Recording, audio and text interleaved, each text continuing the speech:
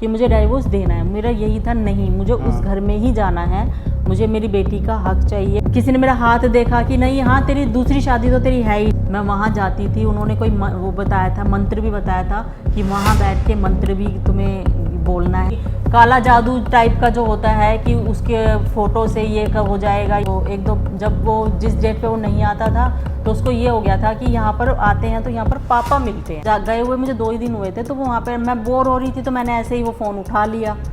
और जैसे ही मैं फ़ोन उठा के ऐसे ही देखने लगी उसको, तो जैसे ही मैंने इनबॉक्स मतलब मैसेज मैंने ओपन किए, मेरी पैरों के नीचे से ज़मीन निकल गई। मैं किसी लड़की से बात कर रखी थी और बात भी वो थी जो कि एक हस्बैंड वाइफ फिजिकल होकर करते हैं। मैं क्या पढ़ रही हूँ, मतलब मेरे से पढ़े भी नहीं जा रहे थे, इतने गंदे मैसेज थे। अब आप सोच सकते हो बताने कि... तो दूर की बात। तब मेरे मन में थोड़ा सा आया कि कोई भी बेटा अपनी माँ की झूठी कसम क्यों खाएगा। तो एक बार मैंने उसके पास मेल की कि मुझे मिलना है, मिलके मुझे एक बार बात करनी है आपसे। तो छुटते ही उसका रिवर्ट आता है कि जब मेरे को डाइवोर्स देगी तो मैं मिलूंगा, नहीं तो मैं नहीं मिलूंगा। पूरा ये दिन मेरा लगता था, बस जैसे जा रही हूँ आती मैं रोते हुए। कितनी अजीब सी बात है ना, मतलब अपने फ्यूचर हस्बैंड के फ़ोन से लेके अपने एक्स हस्बैंड को फ़ोन किया था। लिटरली इनकी आंखों में ना आंसू थे उस टाइम पे, और ये मेरे को प्रपोज कर रहे थे। जिस इंसान पे बीतती है ना वही समझ सकता है उस चीज़ को। एक भी चीज़ सॉर्ट आउट होती हुई नहीं दिख रही थी, उलझन भरी। और इस बीच में मुझे अपनी बेटी को भी संभालना था कि मैं उसको क्या परवरिश दूँ। मैं ये लास्ट टाइम है इस एक मीटिंग में, या तो आर है या पार है कि एक इंसान है जो कि मेरे लिए उसकी आंखों में आंसू है, और एक इंसान है जो मेरी तरफ देख भी नहीं रहा है। एक लड़की के साथ ये कैसे कर सकता है। एक रात वो जेल में भी रहा था, चलो एक कैरेक्टर लेस थी तो दूसरी भी कैरेक्टर लेस हो गई। क्या वो 2 साल की बच्ची भी कैरेक्टर लेस थी। तब सृष्टि, मैं और ये हम तीनों वहीं थे, वो भी वहीं था, और उसके सामने से हम तीनों हाथ पकड़ के... hello guys, welcome back to our new video. जय श्री राम। कैसे हैं आप सब लोग? उम्मीद करते हैं सब लोग अच्छे होंगे। तो फाइनली गाइज, जैसे कि पार्ट 2 हो चुके हैं इस स्टोरी के, अब ये एंड वाला पार्ट है। होप सो इसी में हम इस पार्ट को हम ख़त्म करते हैं, और आज हम इस पार्ट 3 में ही सारी स्टोरी को हम कवर करने वाले हैं। तो बहुत लोग जो इंतज़ार कर रहे थे पार्ट 1 से पार्ट 2 का, और पार्ट 2 से अब पार्ट 3 का, तो अब पार्ट 3 आने वाला है और आज हम शूट करने वाले हैं पार्ट 3। तो चलिए देरी ना करते वीडियो को शुरू करते हैं।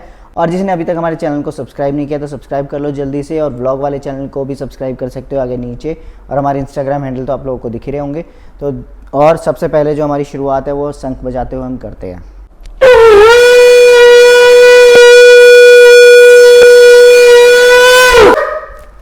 आवाज़ गूंजती है ना यहाँ पे, बंद है ना। तो चलो,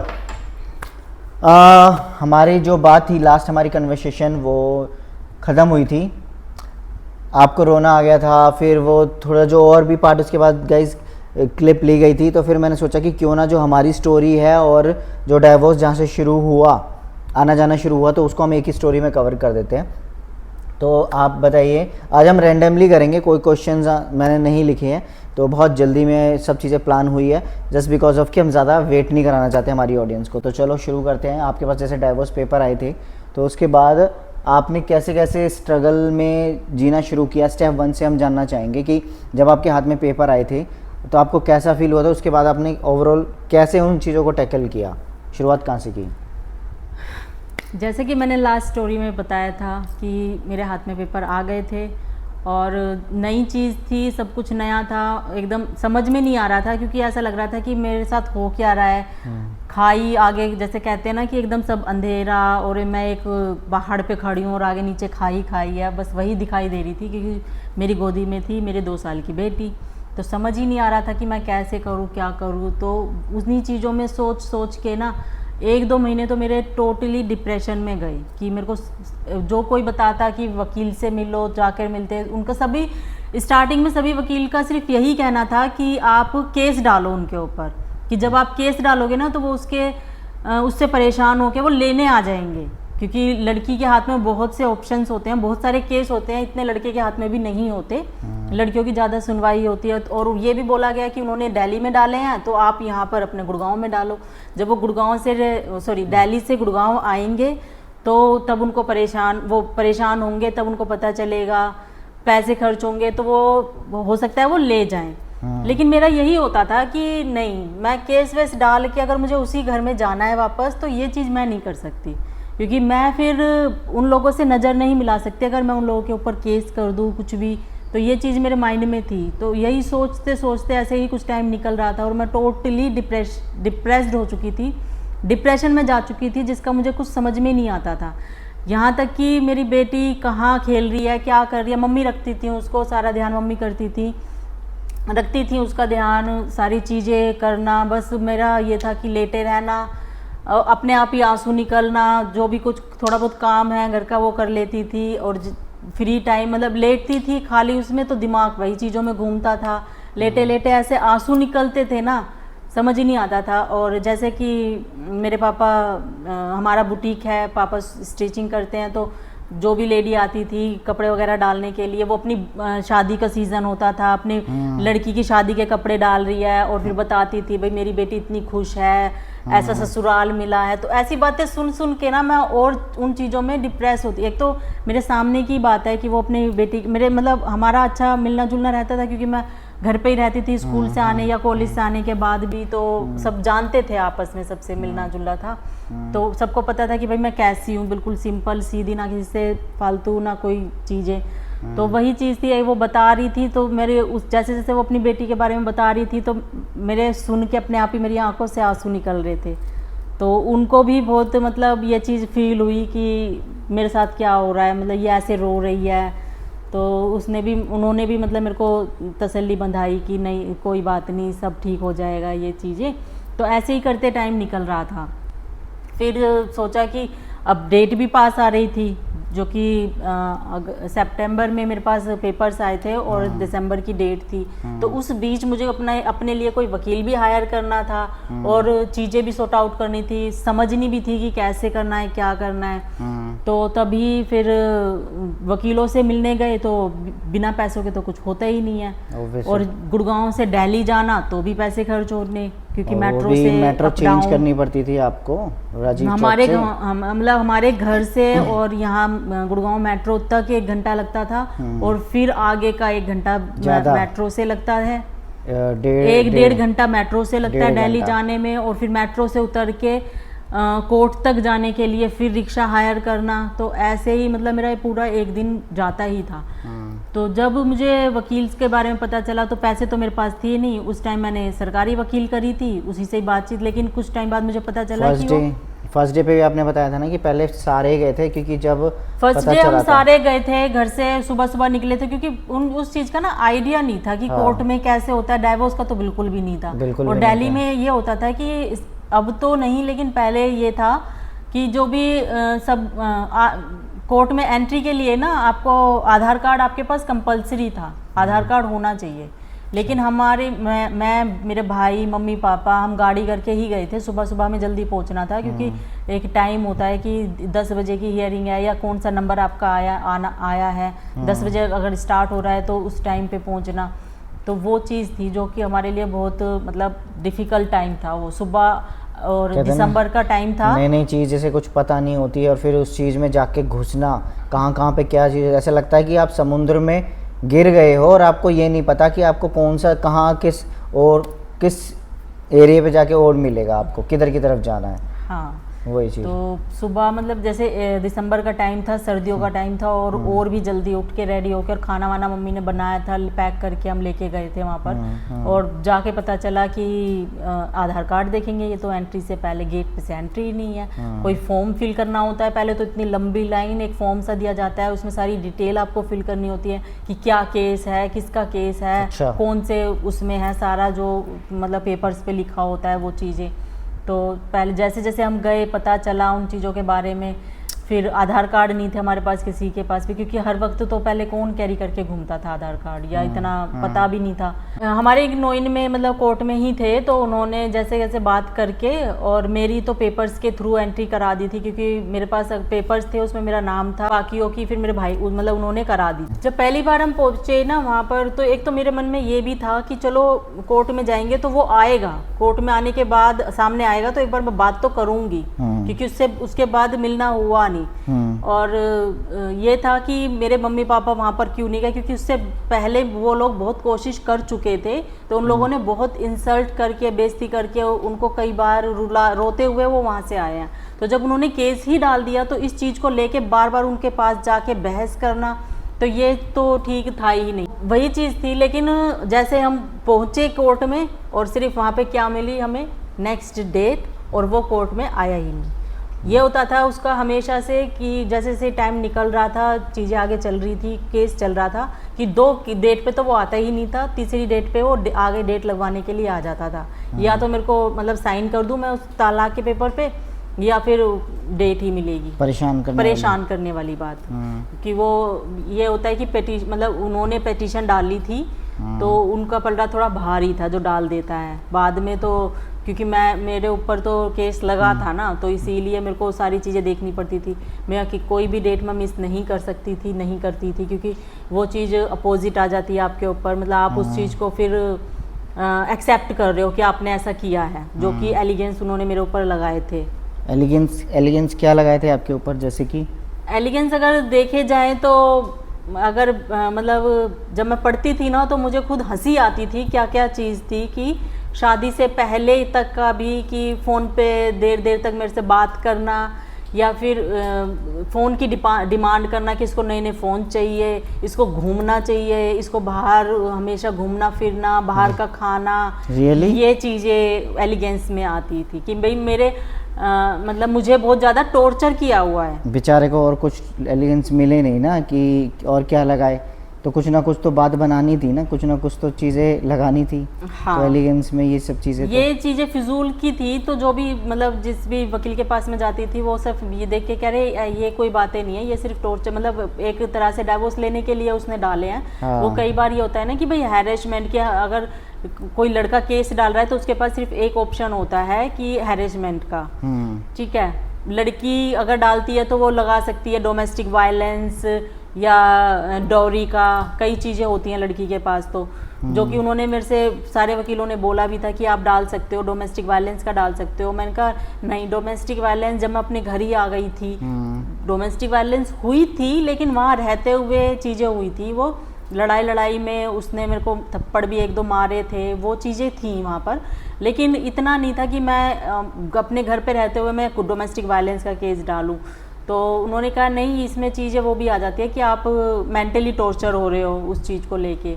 पर मेरे को केस उस टाइम पे नहीं अच्छे लगे थे। मैंने कहा ये चीज़ थी कि जब मुझे वहाँ पे जाना ही है तो मुझे केस नहीं डालने, ये था। मैं हाँ, मतलब ये कि उनको उनके खिलाफ वो चीज़ें करके भी और फिर उसी घर में जाना। हाँ, तो इसीलिए तो पहले दिन तो हम जाकर, फिर जब तक तो मैंने कोई वकील वगैरह किया नहीं था, वहाँ से ही किसी एक वकील को लेके उस दिन की डेट लग गई थी। उसके बाद फिर किसी ने वहाँ पर ही बताया कि यहाँ से गवर्नमेंट वकील भी मतलब प्रोवाइड हो जाती है गवर्नमेंट के थ्रू, सरकारी वकील जो होती है। मैंने कहा ठीक है, तो वहाँ से मैंने सरकारी वकील ली थी, 1-2 डेट उसके साथ की। लेकिन उनका क्या होता था कि वो मेरे से जब भी डेट का टाइम आता है तो वो मेरे से पैसे मांगती। अच्छा। और जिसमें कि एक हमें पूरा मतलब एक लेटर टाइप में मिल जाता है सरकारी वकील का कि ये आपकी वकील रहेगी, उस वकील का पूरा एड्रेस, चैम्बर नंबर वगैरह सारा होता है। और उस पे नीचे एक लाइन लिखी होती है कि अगर सरकारी वकील आपसे किसी भी तरह का कोई भी पैसा मांगता है तो आपको नहीं देना है, उसके खिलाफ आप कंप्लेन कर सकते हैं, आपको नहीं देना, क्योंकि वो सारे पैसे सरकार की तरफ से उनको मिलते हैं। एक एक कागज के पैसे उनको मिलते हैं, सैलरी पूरी मिलती है उनको। लेकिन उनका क्या काम होता था, वो पेपर्स के लिए कहीं पर भी अटेस्ट कराना है, कुछ भी कराना है, मेरे को भेजती थी, मैं चली जाती थी। और उसके बाद फिर वो बोलती थी कि इतने पैसे लगेंगे, या वहाँ पे स्टैंप लगवानी है, या आपको इतने पैसे लेके आने हैं। तो ये चीज़ मेरे को सही नहीं लगी, तो उसकी कंप्लेन भी मैंने जज से कर दी थी। कंप्लेन नहीं की थी, एज ए मैंने पूछा था कि अगर जज मतलब वकील मेरे से पैसे वैसे मांगता है तो वो चीज़ भी उनको पसंद नहीं आई। फिर मुझे लगा कि जहाँ पे मैंने उसकी कंप्लेन कर दी वकील की, तो वो आगे मेरा केस इतनी सीरियसली लेगी नहीं। और वही होता था, वो ना तो मेरे आंसर में ढंग की शीट बना पाती थी ना कुछ। तो फिर यहाँ पर ही गुड़गांव में ही मेरे एक नॉइंग में थे, तो उन्होंने बताया था कि दिल्ली में उनके जानकार हैं कोई वकील, जिन्होंने उनका नंबर दिया था। तब मैं उनसे जाके मिली, तो वो प्राइवेट, तो फिर वही है, उनको तो पैसे चाहिए होते हैं। तो पर मैं कहने पर उन्होंने मेरे कुछ पैसे कम किए। और फिर मैंने सोचा कि जब मुझे वकील ही करना है और मुझे अच्छे से केस लड़ना है तो उसके लिए मुझे पैसे चाहिए। तब मैंने अपने आप को डिप्रेशन से बाहर ला के संभालते हुए मैंने एक स्कूल में जॉब की। वो भी मेरी एक फ्रेंड के थ्रू मिली थी, क्योंकि शादी से पहले मैं जॉब करती थी स्कूल में और बहुत टाइम हो गया था। वो जिस स्कूल में हम मिले थे वो वाला स्कूल है? नहीं, उससे पहले फरूक ओके। नगर में स्कूल था एक। ओके। तो मैं वहाँ पे मतलब उस टाइम पे सच में मेरी हालत ऐसी थी, वो तो भगवान का ही शुक्र अदा करूँगी और कुछ उस प्रिंसिपल का, वहाँ की मैम का, जिन्होंने कि मैंने डेमो के लिए भी मैं खड़ी हुई, डेमो में भी मैं स्पेलिंग लिख रही हूँ, गलत सलत मैंने स्पेलिंग लिखी, पर उन्होंने फिर मेरे से बात की तो मैंने उनको सारी चीज़ें बता दी कि मैम मेरे साथ ये सिनेरियो है, ये चीज़ें हो रही हैं। और लिटरली मेरे इंटरव्यू में मेरे आंसू आ गए थे उनको बताते हुए। तो उन्होंने मेरी सिचुएशन को समझते हुए मुझे हायर कर लिया था।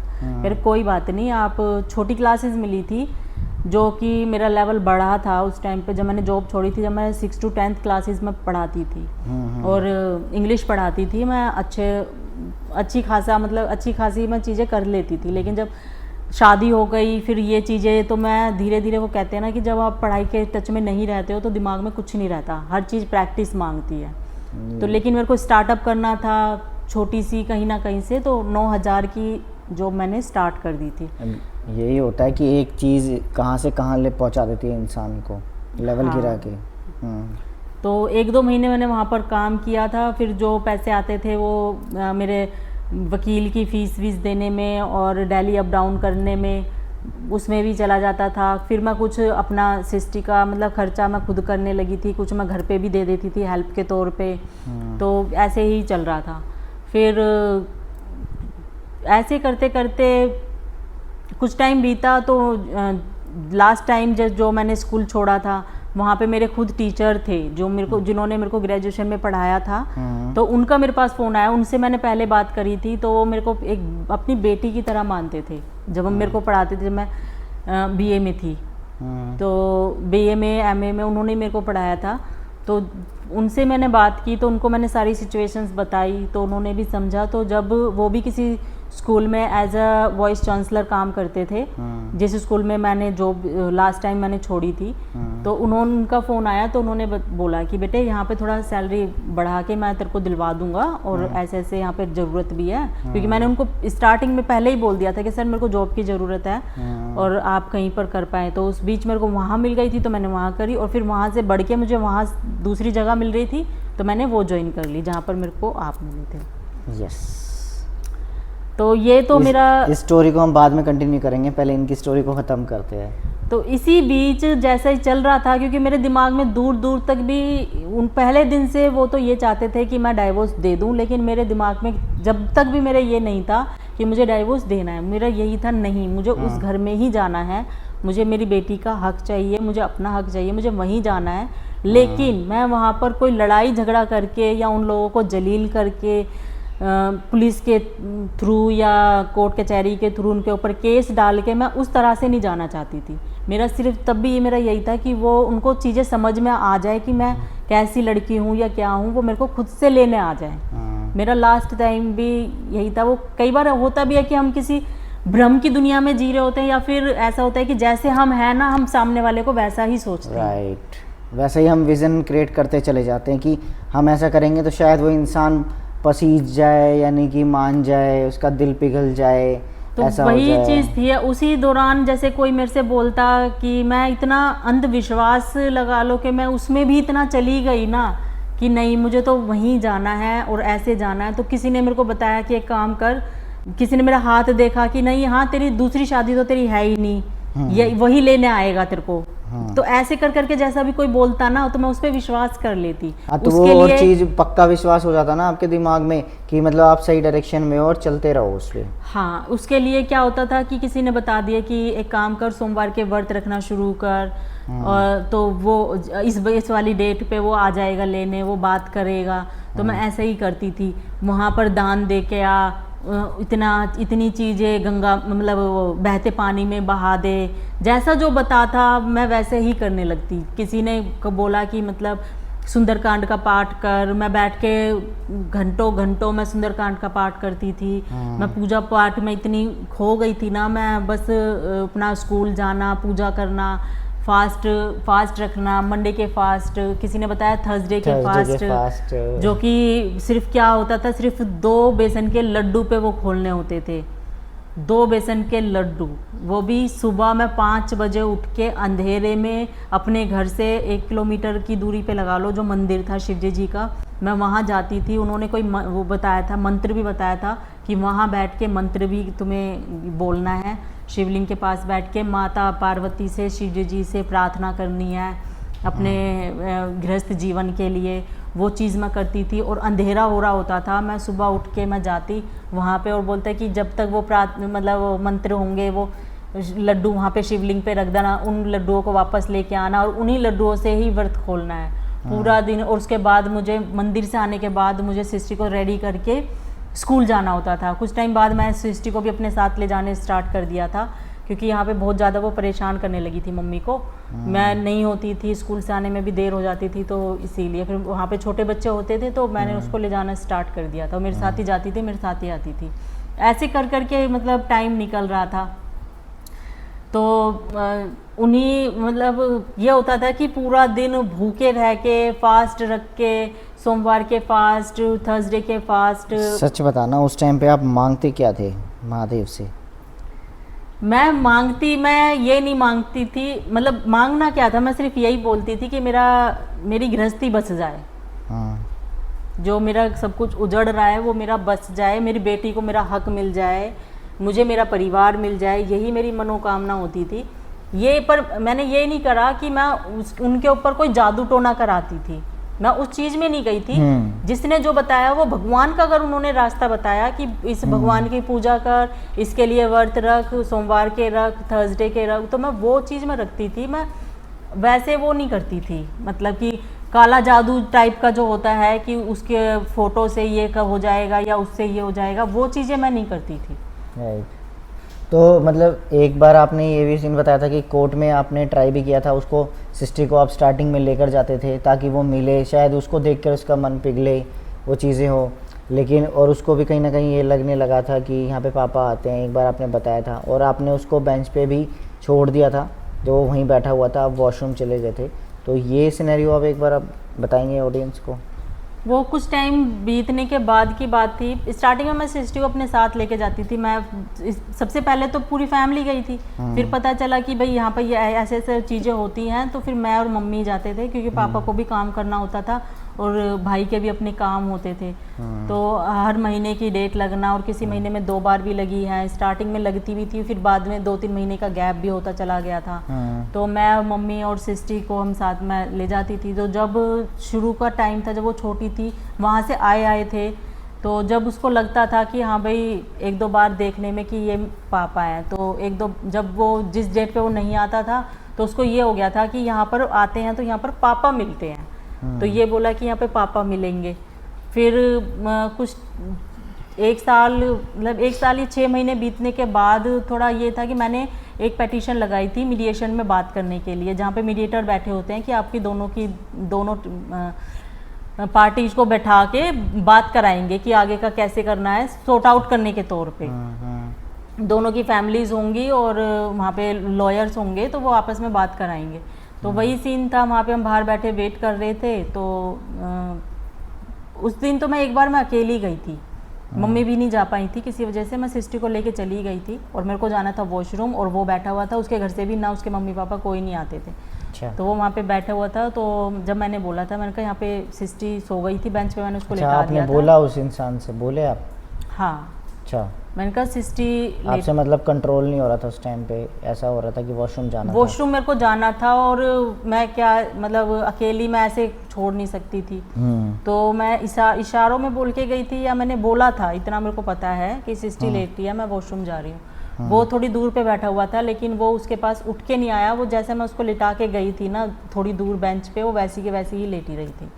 उसको मतलब स्टार्टिंग में मुझे लगता था शायद अपनी बेटी को देख के थोड़ा सा मन में आए उसको कि भाई मेरी बेटी है।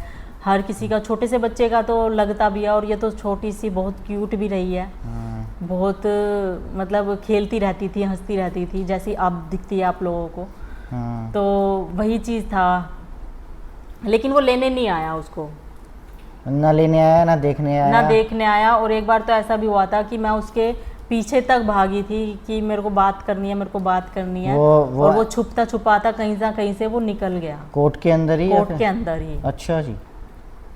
कोर्ट के अंदर भी मतलब ये चीज़ें चल रही हुई थी कि मैं उसके पीछे गई थी, वो उसको छोड़ मतलब उसकी तरफ भी नहीं देखा। और थोड़ा सा आगे बढ़ता हुआ मेरे गोदी में सिस्टी थी, मैंने फिर भी अपनी मम्मी को सिस्टी को पकड़ाया। मैं उसके पीछे काफ़ी टाइम तक मैं भागी थी। वो आगे तक देते जाके जब उसको पता चला कि मैं उसके पीछे आ रही हूँ तो वो कहीं छुप गया। और फिर मैं उसको चारों तरफ, कोर्ट का तो ऐसे ही होता है कि इतने सारे लोग होते हैं, आप कहाँ पे कौन कैसे निकल जाए ना पता नहीं चलता है। तो वो चला गया था। ऐसे ही करते करते 2 साल मतलब मेरे निकल गए थे। तब तक भी मैंने कोई केस वेस मैंने उस पर किया नहीं था। सिर्फ एक किसी ने बताया कि एक काम करो, मेंटेनेंस का डाल दो, उससे हो सकता है कि वो थोड़ा सा ये रहे कि भाई मुझे पैसे देने हैं या उस चीज़ का वो रहे। तो मैंने मेंटेनेंस के उसमें लगाई थी। लेकिन वो भी मेंटेनेंस आपको कैसे मिलता था? मतलब मिलता था कि या स्टार्टिंग में तो मतलब कुछ टाइम मिला था। हाँ। 1-2 महीने डाले थे पैसे। उसके बाद उसने किसी ने बोला कि जब तू पैसे ही दे देगा तो वो डाइवोर्स क्यों देगी, उसको तो पैसे मिल जाएंगे। कितना अमाउंट मेंटेनेंस का वो किया था? 10,000, 5 मेरे और 5 सिस्टी के। तो वो आपको मिलते थे? मतलब ऐसा था कि मिलते थे रेगुलर नहीं मिले। स्टार्टिंग में 1-2 महीने मिले थे। उसके हाँ। बाद उसने किसी ने मतलब वकील ने उसको बोल दिया कि जब तू पैसे डालता ही रहेगा तो वो क्यों डाइवोर्स देगी, उसको तो पैसे ही चाहिए। ये था। अच्छा। तो फिर जैसे टाइम बीता, एक लास्ट 2 साल मतलब ये केस चलते चलते 2 साल हो चुके थे।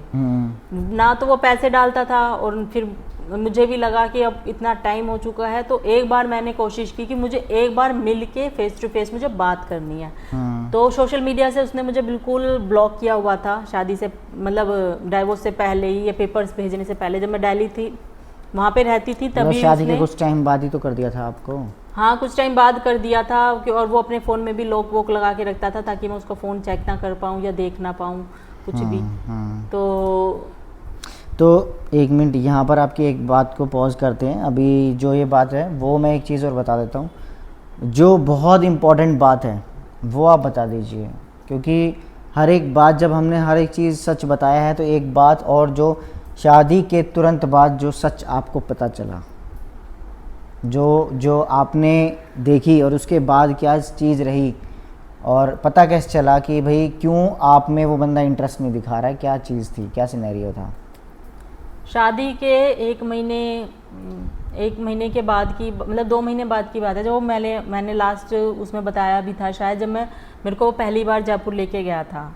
तो उस टाइम पे 1-2 दिन ही हुए थे। मैंने वहाँ पे जिस रूम में वो रहता था उसकी अच्छे से साफ़ सफाई कर दी। तो अब आप सोचोगे कि मैं रहता था करता था, ये सब बोल रही हूँ क्योंकि उस इंसान के लिए अब कोई इज्जत बची नहीं है मेरे मन में, जो कि मैं आप करके या इज्जत से मैं बात करूँ। तो इसीलिए मेरे मुंह पे ऐसे ही आता है। जब इज्जत देनी थी मैंने बहुत दे ली, अब नहीं होता है। तो 1-2 दिन ही हुए थे साफ़ सफाई कर दी, मतलब रूम की करने के बाद वो सुबह चला जाता था, शाम को आता था। मैं अपना कमरे में रहती थी, खाना वाना बनाना और चीज़ें करना। तो उसके पास 2 फ़ोन होते थे, एक तो जयपुर का नंबर, जैसे पहले तो रोमिंग चलती थी ज़्यादा ही, कहीं कहीं पर अब भी चलती होगी पता नहीं है मेरे को। तो वो अलग अलग रखता था, एक में जयपुर का नंबर और एक में दिल्ली का नंबर। तो जो दिल्ली वाला फ़ोन था वो एक बार रूम पर ही छोड़ के चला गया। वैसे तो वो अपने साथ लेके जाता था, लेकिन तो ये बोला कि यहाँ पे पापा मिलेंगे।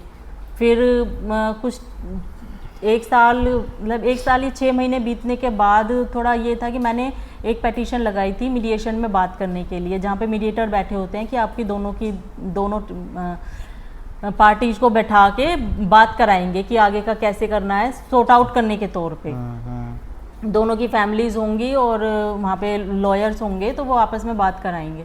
तो वही सीन था, वहाँ पे हम बाहर बैठे वेट कर रहे थे। तो उस दिन तो मैं एक बार मैं अकेली गई थी, मम्मी भी नहीं जा पाई थी किसी वजह से। मैं सिस्टर को लेके चली गई थी और मेरे को जाना था वॉशरूम, और वो बैठा हुआ था, उसके घर से भी ना उसके मम्मी पापा कोई नहीं आते थे। अच्छा। तो वो वहाँ पे बैठा हुआ था। तो जब मैंने बोला था, मैंने कहा यहाँ पे सिस्टी सो गई थी बेंच पे, मैंने उसको लेटा दिया था। आपने बोला उस इंसान से, बोले आप? हाँ। अच्छा। मैंने कहा सिस्टी आपसे मतलब कंट्रोल नहीं हो रहा था उस टाइम पे, ऐसा हो रहा था कि वॉशरूम जाना था? वॉशरूम मेरे को जाना था और मैं क्या मतलब अकेली मैं ऐसे छोड़ नहीं सकती थी।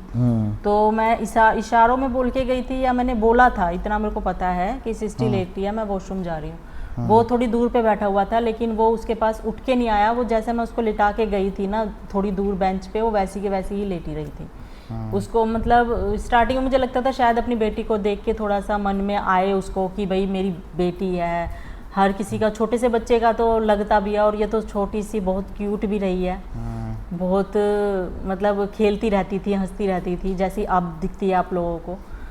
तो वही चीज़ था, लेकिन वो लेने नहीं आया उसको, ना लेने आया ना देखने आया। ना देखने आया। और एक बार तो ऐसा भी हुआ था कि मैं उसके पीछे तक भागी थी कि मेरे को बात करनी है, मेरे को बात करनी है। और वो छुपता छुपाता कहीं ना कहीं से वो निकल गया। कोर्ट के अंदर ही? कोर्ट के अंदर ही। अच्छा जी।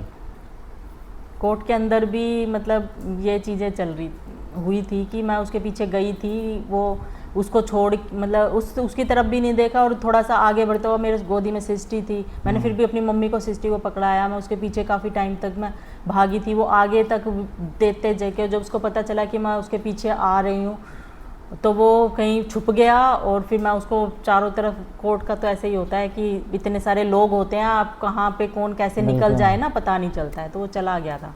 ऐसे ही करते करते 2 साल मतलब मेरे निकल गए थे। तब तक भी मैंने कोई केस वेस मैंने उस पर किया नहीं था। सिर्फ एक किसी ने बताया कि एक काम करो, मेंटेनेंस का डाल दो, उससे हो सकता है कि वो थोड़ा सा ये रहे कि भाई मुझे पैसे देने हैं, या उस चीज़ का वो रहे। तो मैंने मेंटेनेंस के उसमें लगाई थी। लेकिन वो भी मेंटेनेंस आपको कैसे मिलता था? मतलब मिलता था कि या स्टार्टिंग में तो मतलब कुछ टाइम मिला था। 1-2 महीने डाले थे पैसे। उसके बाद उसने किसी ने बोला कि जब तू पैसे ही दे देगा तो वो डाइवोर्स क्यों देगी, उसको तो पैसे मिल जाएंगे। कितना अमाउंट मेंटेनेंस का वो किया था? 10,000, 5 मेरे और 5 सिस्टी के। तो वो आपको मिलते थे, मतलब ऐसा था कि मिलते थे रेगुलर नहीं मिले। स्टार्टिंग में 1-2 महीने मिले थे। उसके बाद उसने किसी ने मतलब वकील ने उसको बोल दिया कि जब तू पैसे डालता ही रहेगा तो वो क्यों डाइवोर्स देगी, उसको तो पैसे ही चाहिए। ये था। अच्छा। तो फिर जैसे टाइम बीता, एक लास्ट 2 साल मतलब ये केस चलते चलते 2 साल हो चुके थे। ना तो वो पैसे डालता था, और फिर मुझे भी लगा कि अब इतना टाइम हो चुका है। तो एक बार मैंने कोशिश की कि मुझे एक बार मिल के फेस टू फेस मुझे बात करनी है। तो सोशल मीडिया से उसने मुझे बिल्कुल ब्लॉक किया हुआ था शादी से, मतलब डाइवोर्स से पहले ही, या पेपर्स भेजने से पहले। जब मैं दिल्ली थी, वहाँ पे रहती थी, तभी शादी के कुछ टाइम बाद ही तो कर दिया था आपको? हाँ, कुछ टाइम बाद कर दिया था। और वो अपने फ़ोन में भी लॉक वॉक लगा के रखता था ताकि मैं उसका फ़ोन चेक ना कर पाऊँ या देख ना पाऊँ कुछ भी। तो 1 मिनट यहाँ पर आपकी एक बात को पॉज करते हैं। अभी जो ये बात है वो मैं एक चीज़ और बता देता हूँ, जो बहुत इम्पॉर्टेंट बात है वो आप बता दीजिए, क्योंकि हर एक बात, जब हमने हर एक चीज़ सच बताया है, तो एक बात और, जो शादी के तुरंत बाद जो सच आपको पता चला, जो आपने देखी, और उसके बाद क्या चीज़ रही, और पता कैसे चला कि भाई क्यों आप में वो बंदा इंटरेस्ट नहीं दिखा रहा है, क्या चीज़ थी, क्या सिनेरियो था? शादी के 1 महीने के बाद की, मतलब 2 महीने बाद की बात है। जो मैंने लास्ट उसमें बताया भी था शायद, जब मेरे को पहली बार जयपुर लेके गया था। तो उस टाइम पे 1-2 दिन ही हुए थे। मैंने वहाँ पे जिस रूम में वो रहता था उसकी अच्छे से साफ़ सफाई कर दी। तो अब आप सोचोगे कि मैं रहता था, करता था, ये सब बोल रही हूँ क्योंकि उस इंसान के लिए अब कोई इज्जत बची नहीं है मेरे मन में, जो कि मैं आप करके या इज्जत से मैं बात करूँ। तो इसीलिए मेरे मुंह पे ऐसे ही आता है। जब इज्जत देनी थी मैंने बहुत दे ली, अब नहीं होता है। तो 1-2 दिन ही हुए थे साफ़ सफाई कर दी, मतलब रूम की करने के बाद। वो सुबह चला जाता था, शाम को आता था। मैं अपना कमरे में रहती थी, खाना वाना बनाना और चीज़ें करना। तो उसके पास 2 फ़ोन होते थे। एक तो जयपुर का नंबर, जैसे पहले तो रोमिंग चलती थी ज़्यादा ही, कहीं कहीं पर अब भी चलती होगी पता नहीं है मेरे को। तो वो अलग अलग रखता था, एक में जयपुर का नंबर और एक में दिल्ली का नंबर। तो जो दिल्ली वाला फ़ोन था वो एक बार रूम पर ही छोड़ के चला गया। वैसे तो वो अपने साथ लेके जाता था, लेकिन गए हुए मुझे 2 ही दिन हुए थे। तो वो वहाँ पर मैं बोर हो रही थी, तो मैंने ऐसे ही वो फ़ोन उठा लिया। और जैसे ही मैं फ़ोन उठा के ऐसे ही देखने लगी उसको, तो जैसे ही मैंने इनबॉक्स मतलब मैसेज मैंने ओपन किए, मेरी पैरों के नीचे से ज़मीन निकल गई। कहने मतलब देखते ही जब मैंने उसको रीड करना शुरू किया तो मैसेज थे उसमें किसी लड़की से बात कर रखी थी, और बात भी वो थी जो कि एक हस्बैंड वाइफ फिजिकल होकर करते हैं, वो ओरल बात की हुई थी। अब आप अंदाज़ा लगा सकते हो कि कितनी चीप बात थी उस मैसेजेस में। एक वाइफ अगर अपने हस्बैंड के फ़ोन से ये बातें पढ़ ले, मैसेजेस पढ़ ले, तो वो वाइफ क्या करेगी। जो कि ये सच आई थिंक आपने अपने घर में आज तक नहीं बताया। अब बाद में बताया था जब पेपर मतलब डाइवोर्स तक की बात पहुंच गई थी, जब बताया था। हाँ, उसके भी वकील के सामने ही शायद मैंने बताया था। पर्सनली मैंने कोई वो चीज़ें मैंने शेयर नहीं की उस टाइम। सोचो ऐसी बीवी के लिए जो कि अपनी हस्बैंड की एक बात तक नहीं बताती घर पे, तो ऐसे इंसान को क्या किया जा सकता। कहाँ कौन सी हूर की परी चाहिए थी उसको। हूर की परी ही थी सामने, तो जैसे मर्जी रखता वैसे मर्जी हो जाती वो। हर किसी, मैं ये समझता हूँ हर किसी इंसान को एक टाइम चाहिए होता है किसी भी परिवार में आने में, एक उसको मेंटली सेट होने में टाइम लगता है। वो आपकी फैमिली की सिचुएशन को उसको समझने में, आप उसको समझाओगे, प्यार से चीज़ें कराओगे, तब तो वो इंसान समझेगा ना। एकदम से आप अपने रूल्स पे थोपने लग जाओ, सारी चीज़ें करने लग जाओ, तो कहाँ से उसका मेंटल स्टेट कहाँ जाएगा। भाई वो अपना घर बार छोड़ कर आ रही है कोई लड़की, तो उसके लिए कितना मुश्किल है। एक तो अपना घर छोड़ के, अपना मायका छोड़ के, माँ बाप जिनके साथ बचपन से रही है, उस एक झटके में ज़िंदगी बदल जाती है एक लड़की की। और उसके बाद जब आप उससे और चीज़ें, दूसरे घर में आने के बाद वो चीज़ें आप थोपते चले जाते हो कि तूने ऐसा कर दिया, और मतलब क्या ही बोला जाए कि वियर्ड बिहेव करने लग गए, और स्टेप बाय स्टेप कि तूने ऐसे करना था, वैसे करना था, गलतियों पे गलतियाँ। अरे गलतियाँ होती हैं, इंसान से ही होती है, हर एक इंसान से गलती होती है। इस धरती पे कोई ऐसा इंसान आज तक पैदा नहीं हुआ जिससे कभी कोई गलती नहीं हुई, पर वो डिपेंड करता है कि सामने वाला उस गलती को कैसे ट्रीट कर रहा है, कैसे ले रहा है। उस टाइम भी मतलब मुझे ये चीज़ समझ नहीं आ रही थी कि ये हो क्या रहा है, क्या चीज़ है, मैं क्या पढ़ रही हूँ। मतलब मेरे से पढ़े भी नहीं जा रहे थे, इतने गंदे मैसेज थे। अब आप सोच सकते हो कि तो दूर की बात है, वो उसको सीधा सीधा लैंग्वेज में ओरल सेक्स बोलते हैं। ओरल सेक्स जो मैच्योर हैं इस चीज़ को बखूबी समझते हैं कि जब कोई लड़की ऐसे इस सिचुएशन में है जो वो ये इस चीज़ों को पढ़ रही है, और वो ऐसा नहीं है कि वो कोई पुराने मैसेजेस थे और वो चीज़ थी, वो रिसेंट के आसपास की चीज़ें चल रही थी। वो हमारी एंगेजमेंट के बाद की ही बात थी। अब आप सोचो, एंगेजमेंट हो चुकी थी जब मैंने उसमें डेट वगैरह देखी, और उस टाइम की बात थी। वो मेरे को अच्छे से याद है जब उसने मेरे से फ़ोन पे बात भी नहीं की थी, ये कहकर कि घर वहाँ पर ना मेरे मम्मी पापा आए हुए हैं, मैं ज़्यादा फ़ोन पे बात नहीं कर सकता, तो मेरे से बात नहीं कर रहा था। लेकिन उस लड़की से मैसेजेस में बात थे, दोनों तरफ से बात थे। वो इनबॉक्स में भी थे मैसेजेस और आउटबॉक्स में भी थे। पहले होता था कीपैड वाला फ़ोन होता था नोकिया का, वो फ़ोन वो सिम बदलता रहता था कि जयपुर वाली उसमें और दिल्ली वाली उसमें, तो उसमें सिर्फ वैसे मैसेजेस होते थे। और मेरा दिमाग इतना भी नहीं चलता था कि मैं प्रूफ के तौर पे उन मैसेजेस को अपने पास रख लूँ, ट्रांसफ़र कर लूँ, या स्क्रीनशॉट ले लूँ अपने फ़ोन में, या ऐसा कुछ कर लूँ कि मुझे किसी को दिखाने पड़ जाए या बताने पड़ जाए। ऐसा कुछ भी नहीं था, बस ये था मैंने वो पढ़े थे। और शाम को जब वो आया, जब मैंने उससे पूछा, तो सबसे पहले उसने क्या किया, फ़ोन लेके सबसे पहले वो मैसेजेस डिलीट किए। वाह। मैसेज डिलीट करने के बाद बोलता है कि ये तो मेरी फेसबुक पे उसी रात बस एक बारी बात हुई थी, मैं उस लड़की से मिला तक नहीं हूँ, और मेरी एक बार में बात में आप इतनी हद तक गुजर जा सकते हो। कैसे? मतलब फेसबुक अलग है, कीपैड वाले फ़ोन में फेसबुक कहाँ से चलता है, मुझे बताना जरा। कीपैड वाले फ़ोन में मतलब फेसबुक पे मिली थी और तब नंबर एक्सचेंज हुए थे एंगेजमेंट के बाद भी। हाँ। जब पता है कि आप एक रिलेशन में बंधने वाले हो। वाह। और पर मैं उसकी बातों में मैं आ गई जैसे उसने बोला, और थोड़ा सा मैंने मतलब और गुस्सा दिखाया, या मैंने बोला भी उसको कि मुझे मेरे घर जाना है, मुझे रहना ही नहीं है, क्योंकि ये मैं नहीं समझ सकती इन चीज़ों को, ना मैंने ऐसा काम कभी करा और ना ही मुझे पता। तो ये चीज़ जब उसने अपनी माँ की कसम खाई ना कि मम्मी कसम आगे से ऐसा कुछ नहीं होगा और ये सिर्फ तभी की बात थी, तब मेरे मन में थोड़ा सा आया कि कोई भी बेटा अपनी माँ की झूठी कसम क्यों खाएगा। तब भी मैंने ये चीज़ें सोच के और उसको मतलब इग्नोर कर दिया। तो एक दो बार ऐसा हुआ कि वो बस आई थिंक, हाँ एक दो बार, सॉरी आपकी बात कर, एक दो बार ऐसा हुआ कि उसका फ़ोन रखा है, अगर किसी का फ़ोन आ रहा है मैंने उठा के देख लिया जैसे, तो उसको लगा कि मैं उसका फ़ोन चेक करने लगी हूँ, मैं उस पर शक कर रही हूँ, बढ़ा रही हूँ उस शक को। तो उसने क्या किया, पासवर्ड लगाना उसने स्टार्ट कर दिया अपने फ़ोन में, वो अपने फ़ोन में पासवर्ड लगा के रखने लगा था।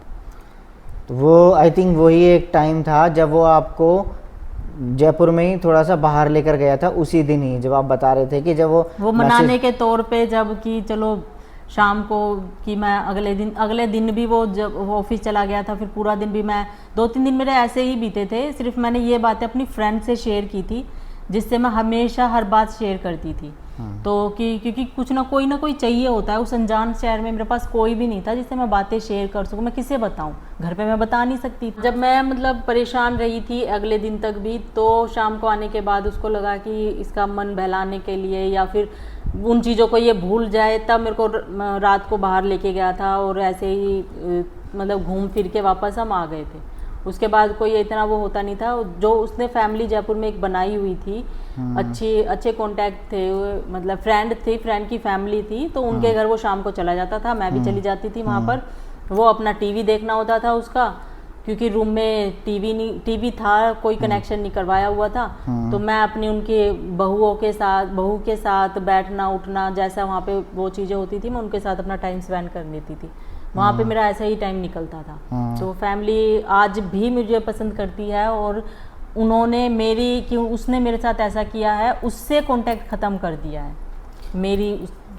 मतलब मेरी वजह से लगा लो या फिर मेरे लिए लगा लो, क्योंकि उन्होंने उसको समझाने की बहुत कोशिश की, जो तू कर रहा है बहुत गलत कर रहा है, अच्छी लड़की है। और क्योंकि मैं उनके लोगों के साथ भी रही थी, उनके घर में भी बहुत अच्छा इन्वॉल्वमेंट हो गई थी, एक बहू की तरह उनकी मम्मी उनके दोस्त की मम्मी मेरे को ट्रीट करती थी।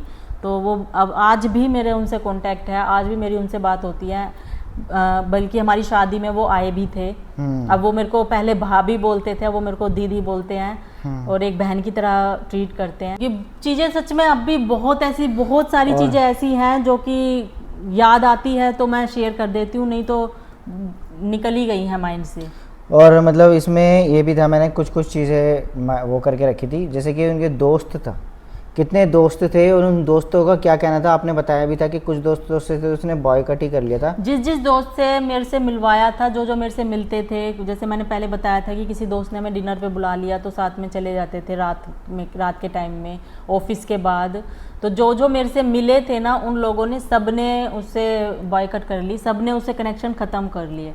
कोई यहाँ पे मतलब क्योंकि भाई वो आपकी साइड रहते थे कि मतलब, क्योंकि उनको जब पता चला कि ये ऐसा कर रहा है कि उसने मतलब डाइवोर्स लेना चाहता है, डाइवोर्स के लिए पेपर, फिर ये इनकी ऐसा चल रहा है, तो उन्होंने एज ए ह्यूमन बीइंग लगा लो कि उसको समझाने की कोशिश करी कि तू ये क्या कर रहा है, किसी लड़की की ज़िंदगी बर्बाद कर रहा है, जिसमें कि किसी एक लड़की की क्यों, तो 2 लड़कियों की ज़िंदगी बर्बाद कर रहा है, बेटी भी तो है तेरी। तो जैसे जैसे उन्होंने समझाया तो वैसे ही उसने उन लोगों से उसको मतलब ये चीज़ें नहीं होती थी कि कोई आके मेरे लिए उससे कुछ बोले कि वो ऐसी नहीं है, तो वो उसको झिल चढ़ती थी, वो चिढ़ जाता था, वो उनसे बात करना ही बंद कर देता था। जितने भी जिन दोस्त से मैं मिली थी ना, उसने सबसे कनेक्शन ख़त्म कर लिया, और उनको हमारे बारे में भी पता है। तो वो अब बोलते हैं कि अब बहुत सुन के बहुत अच्छा लगा कि तुम अच्छे से रह रहे हो और तुम्हारी शादी हो गई है और तुम बहुत खुश हो बेटी के साथ। एक बात और आपने बताई थी कि प्रेगनेंसी के टाइम पे उस इंसान ने आपको ऐसी कंडीशन में बस में बैठाकर भेज दिया था कि, और वो भी 2-3 सूटकेस भरे हुए उसके साथ, और जब वो बस आपको हाईवे पे उतारने वाली थी। वो उस टाइम की बात है जब मैंने जैसे बताया था कि जब मैं प्रेग्नेंट का जब मुझे पता चला था और भाई मेरे को जयपुर छोड़कर आ गया था, जब मैंने जाने की जिद की थी, तो कुछ टाइम बाद ही उसने बोला कि तुम मतलब घर जाओ। तो मैंने कहा कि कह रहा मेरे को ना ऑफिस के काम से मेरे को मुंबई जाना है और तुम घर जाओ। तो मैंने कहा कोई बात नहीं, आपको 1-2 दिन के लिए जाना है, मैं यहाँ पे मैनेज कर लूँगी, आंटी हैं जो कि उनके फ्रेंड की फैमिली है, मैंने कहा मैं वहाँ पे रह लूँगी। तो बोला नहीं, मैं ऐसे किसी का एहसान नहीं लेना चाहता, मेरे को कोई किसी का एहसान नहीं लेना है, और तुम घर जाओ। और इसने ना मेरे घर पे फ़ोन कर दिया कि इसको मैं घर भेज रहा हूँ और ये आ नहीं रही है। तो फिर मम्मी ने भी बोला कि कोई बात नहीं, अगर भेज रहे हैं तो आ जा। तो मेरे भाई से बात हुई थी और ये बोला था कि मैं सुबह ट्रेन की टिकट मैं बुक कर दूंगा, जो कि डबल डेकर वो कंफर्ट होती है आने के लिए। मैं ट्रेन की टिकट बुक कर दूंगा और उसमें मैं भेज दूंगा। इसने मेरे भाई से ये बोला था। तो क्या हुआ कि मेरे को पूरी रात, मतलब सुबह निकलने से पहले मेरी उस पूरी रात वोमिटिंग हुई थी। ओके। जो कि स्टार्टिंग के टाइम में रहता ही है। तो मैंने कुछ खाया, कुछ भी नहीं खाया था, और जो थोड़ा बहुत कुछ खाया था तो वो भी वोमिटिंग में निकल गया था। मतलब बहुत वीक फील कर रही थी मैं। और सुबह उठने में थोड़ी देर हो गई, तो तैयार वैयार होके जैसे ही स्टेशन पहुंचे तो वो ट्रेन निकल गई। तो इसने क्या किया कि ना तो नेक्स्ट डे का वेट किया कि मैं अगले दिन की ट्रेन की टिकट कराऊं या कुछ भी है, तो तभी के तभी मेरे को बस स्टैंड लेके चला गया और वहाँ पे वोल्वो की टिकट बुक करके और बस में मेरे को बिठा के, और मेरे पास सूटकेस थे, 2 सूटकेस थे बड़े बड़े, जो कि पूरे बड़े, इतने बड़े वो होते हैं, हैवी होते हैं। 2 सूटकेस थे और दोनों सूटकेस सारे जितने मेरे कपड़े, मतलब सारे कपड़े मेरे उसने मेरे साथ भेज दिए थे। जैसे इसको दोबारा तो मेरे को लेने जाना ही नहीं है वहाँ पर। तो वोल्वो में रख के और भेज के और मेरे भाई के पास फ़ोन कर दिया कि मैंने उसको ना बस में बैठा दिया है और वो इतने बजे बैठाया है और इतने बजे तक वो पहुँच जाएगी गुड़गांव के, मतलब हाईवे पे, इफ़को चौक तक, और जिसमें कि इफ़को चौक से और हमारा घर बहुत दूर पड़ता है। वो ये इफ़को चौक, जैसे कई लोगों को नहीं पता होगा, मैं बता दूं, मेन हाईवे पे जैसे फ्लाईओवर्स होते हैं, हाईवे होता है जो जैसे NH8 है जो डायरेक्ट दिल्ली से, मतलब जयपुर है, गुड़गांव से जयपुर है, तो ऐसे मेन हाईवे पे बस उतारती है। तो फिर जैसे ही मेरे भाई के पास फ़ोन गया तो मेरे भाई ने बोला कि आपकी और मेरी बात हुई थी कि आप ट्रेन से भेजोगे उसको, तो आपने, मतलब उसकी ऐसी हालत है कि आपने उसको बस में भेज दिया। तो कह रहा हाँ, मतलब मैंने उसको बस में, ट्रेन निकल गई थी तो मैंने उसको बस में भेज दिया। तो कह रहे उसकी हालत तो देखो, क्योंकि प्रेग्नेंट है वो वैसे है, और प्रेगनेंसी में क्या होता है कि आपको थोड़ी थोड़ी देर बाद वॉशरूम यूज़ करना होता है, आपको कुछ भी प्रॉब्लम हो सकती है, और आपने उसे बस में भेज दिया। तो मेरे भाई ने यही बोला था कि ठीक है, अभी तो आपने उसको भेज दिया, जब आप आओगे ना तब मैं आपसे बात करूंगा। ये बात मेरे भाई ने बोली थी, और उसने अपने घर में बोल दिया कि उसका भाई कह रहा है कि मैं तो तेरे को बताऊंगा तूने उसको बस में कैसे भेज दिया। इस बात में और इस बात में बहुत फ़र्क है। तो जैसे ही मैं यहाँ पर पहुँची तो अपने भाई के पास भी मैंने फ़ोन कर दिया था कि भाई मैं, आपके पास फ़ोन नहीं था? मेरे पास फ़ोन था। अच्छा। मेरे पास फ़ोन था, तभी मैंने अपने भाई के पास फ़ोन किया था। मतलब जैसे ही उसने मेरे भाई के पास फ़ोन किया तो मेरे भाई का मेरे पास फ़ोन आ गया था कि अब बस कहाँ पहुँची है। तो क्योंकि बीच में जयपुर से और दिल्ली का रूट था और बीच में गुड़गांव में रुकना ही होता था। उससे पहले एक जगह और रुकती थी जहाँ पे मैं उतर के वॉशरूम गई थी, और मेरे को भूख लगी थी बहुत तेज़, तो मैंने एक चिप्स का पैकेट ले लिया था बस, क्योंकि और कुछ चीज़ खाने का मेरा मन भी नहीं था। और फिर वही था कि वोमिट की प्रॉब्लम थी, और मतलब वीक में इतना फील कर रही थी, पर मैं आराम से मैं बैठी हुई थी। फिर मैंने भाई को बोल दिया था कि इतने बजे तक मैं वहाँ पे पहुँच जाऊँगी हाईवे पे। तो वहाँ पर ही कंडक्टर से बोल के मैंने साइड में सूटकेस रखवाए, और मेरा भाई फिर गाड़ी लेकर मेरे को वहाँ पे लेने पहुँच गया था। भाई पहुँच गया था, लेकिन वो चलो मान लेते हैं कि फ़ोन किया, लेकिन बीच में कुछ भी हो सकता था। आपको वॉमिट हो रही है, आपको वॉशरूम जाना है, आपको कुछ इमरजेंसी है, या कुछ भी चीज़ें होती है। एक कंफर्ट जोन कहाँ गया? इन चीज़ों के लिए तो एक लाइफ पार्टनर होता है कि कंफर्ट जोन, जो मेरी वाइफ प्रेग्नेंट है मैं उसको ऐसे ही किसी कैसे भेज सकता हूँ, या कैब करा देता, या कुछ भी वटएवर, कुछ भी एक होता है कि इतनी इमरजेंसी नहीं थी कि अभी भेजना है, अभी जाना है, अभी जाना है, ऐसा कुछ भी अच्छा, ऐसी इमरजेंसी नहीं थी? नहीं, कि मतलब उसको बस सिर्फ ये था कि मेरे को भेजना था वहाँ से। तो भाई तू गुड़गांव तक आकर तो भी तो जा सकता था ना मुंबई, यहाँ से दिल्ली से या गुड़गांव से भी तो मुंबई जाया जा सकता था। ज़रूरी थोड़ी ना जयपुर से ही जाया जाए। एक जिम्मेदार इंसान अगर समझता है अपनी जिम्मेदारी तो वो ऐसे डिसीज़न लेता, ये नहीं कि ना बेकार ऐसे वाले अटपटे डिसीज़न। तो ऐसी चीज़ें, ऐसी बातें मतलब बहुत थी जिनको लेके मैं बोल देती थी, तो उसी पे उसको ये लगता था यही बातें करती है। एक बात और बताई थी आपने कि वो मम्मी पापा के पैर नहीं छूता था, मतलब ससुराल में आता था जब भी, कि हमारे यहाँ पे ऐसा रिवाज नहीं है कि हम, स्टार्टिंग की बात है जब जैसे रिश्ता हुआ था उसके बाद एंगेजमेंट हुई थी तो पैर वैर छूता था। अब सीधी सी बात है, आप स्टार्टिंग में जो भी चीज़ आप फॉलो करते हो तो सामने वाला उसी तरह से आपको देखने लगता है। अब एक दो बार नया नया जैसे आना हुआ घर पे तो पैर छूता था, बाद में उसकी माँ ने बोल दिया कि दामाद हमारे यहाँ पे पैर नहीं छूते हैं। होता है कई जगह दामाद पैर नहीं छूते हैं, तो ये चीज़ें अब समझ में आई है। जब शादी हुई हो रही थी या फिर इंगेजमेंट थी, तब दामाद का वो नहीं था, तब अपने बेटे को नहीं बताना था कि बेटा उनके घर जाके पैर मत छू, क्योंकि हमारे यहाँ पे दामाद पैर नहीं छूते। वो तो उनके वहाँ पे दामाद पैर नहीं छूते, हमारे तो छूते हैं, क्योंकि हमारे यहाँ पे बेटे की तरह ही मानते हैं। ऐसा कुछ नहीं पर है। मुझे ऐसा लगता है कि इंडिया में शायद ही किसी कल्चर में ऐसा होता हो कि दामाद पैर ना छूता हो, शायद ही, पता नहीं, मुझे नहीं पता। कई कई जगह होता है पूजनीय कि भाई, क्योंकि दामाद के खुद पैर धुआए जाते हैं शादी के टाइम पे। जो लड़की के पिता होते हैं वो खुद दामाद के पैर धोते हैं, सारी रस्में करते हैं। तो वो होता है कि उल्टी चीज़ें होती हैं, बाद में दामाद पैर छूता है, जो कि अलग अलग जगह का मैं ये नहीं कहूँगी कहीं पर होता है, मेरे को ये पूरा प्रॉपर नहीं बताया है, क्योंकि एक एरिया में ही अगर 10 घर हैं तो उसमें भी 10 चीज़ें हो जाती हैं। कोई फॉलो करता है, कोई नहीं करता है, लेकिन वो चीज़ें स्टार्टिंग से ही होती है। अगर आपको पता है कि आपके घर में ऐसा कल्चर है तो आप सीधे नमस्ते करके वो चीज़ कर लोगे। लेकिन जब आप एक चीज़ को, एक ट्रेडिशन को आप फॉलो कर रहे हो, उसके बाद आप बीच में छोड़ दो, तो वहाँ पे थोड़ा सा वो चीज़ें खटकती है। तो उसके बाद जब एक बार वो आया तो उसने पैर नहीं छुए, तो जब मैंने बोला कि इस बार मतलब मम्मी पापा के पैर नहीं छुए, तो कहता है कि मम्मी ने मेरे को मना कर दिया था कि अब जाएगा तो मम्मी पापा वहाँ पे मतलब पैर मत छुओ, क्योंकि हमारे यहाँ पे दामाद पैर नहीं छूते। तुम्हारे यहाँ नहीं छूते, तुम मत छुआओ ना अपने दामाद से पैर। अगर हमारे यहाँ छूते हैं, क्योंकि हमारे यहाँ तो बेटा ही मानते हैं, ऐसा कुछ वो नहीं है।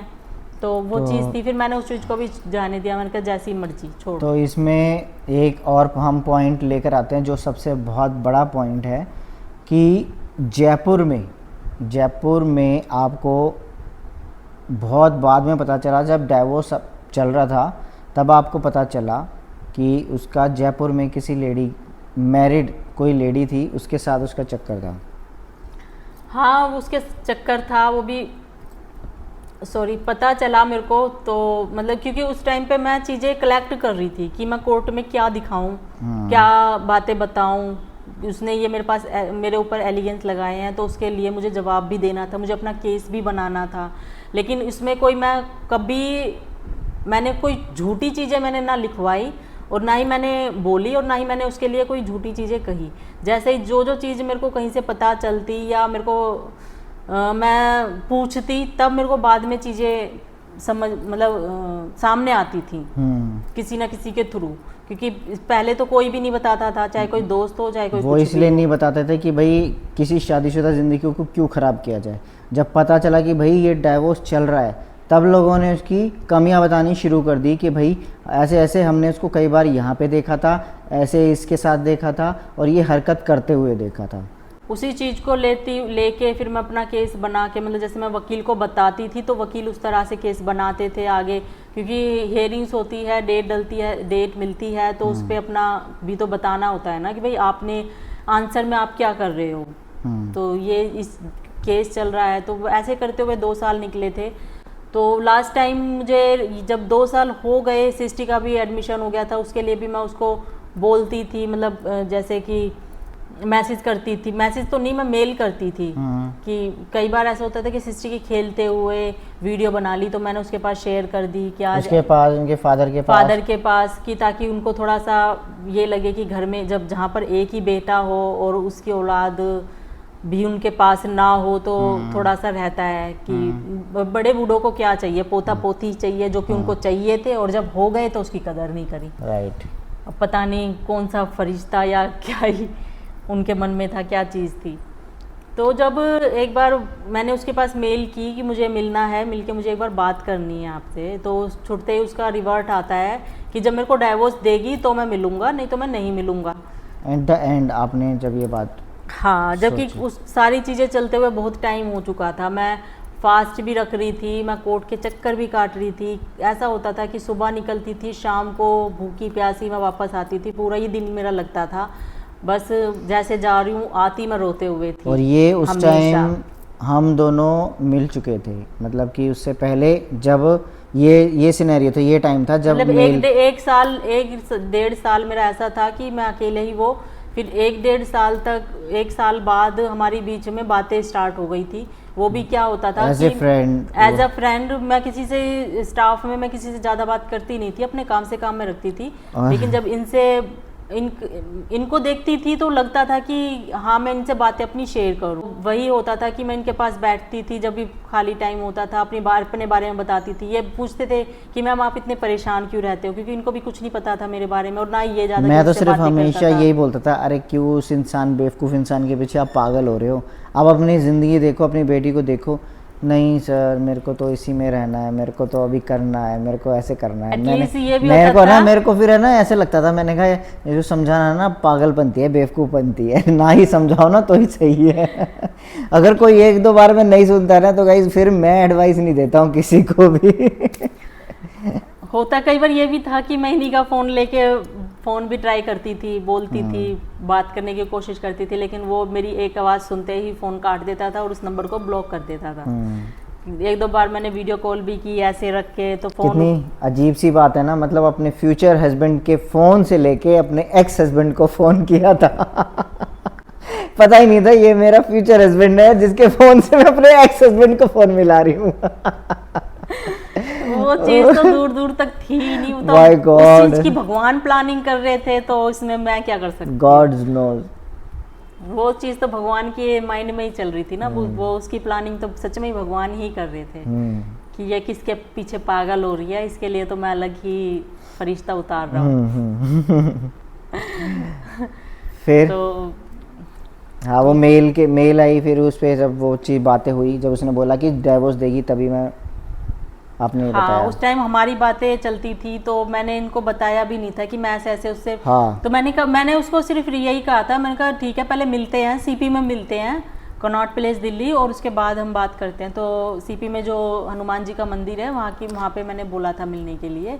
1 मिनट, जब ये मिल रही थी ना, तो मैं उस चीज़ को मैं बता देता हूँ, उस टाइम तक हम सीरियस हो चुके थे, मतलब मैं सीरियस हो चुका था, ये भी सीरियस हो चुकी थी, लेकिन एक माइंड में इसके ये आता था कि मैं जो एटलीस्ट जो मेरा परिवार, जो मेरी शादी पहले हो चुकी है, मैं उसमें लास्ट ट्राई और कर लेती हूँ, क्योंकि एक बेटी अगर वो अपने घर में ही जाए, अब अपने उस बाप से ही उसकी पहचान हो और उसको उसका हक मिल जाए, मुझे ना फिर भी मिले, इसने जो बातें बताई मैं वो बातें बता रहा हूँ, जो हक इसको बेशक से ना मिले, ये ऐसे ही रहे बेशक से जैसे उसको रखा जा रहा था, एटलीस्ट उस बेटी को वो उसका परिवार मिल जाए तो शायद वो उसकी ज़िंदगी संवर जाएगी। इसलिए लास्ट कोशिश करी थी, क्योंकि इसको उम्मीद नहीं थी कि अब मेरा घर चल पाएगा, मैं अपनी बेटी के लिए ही सही जी लूँगी।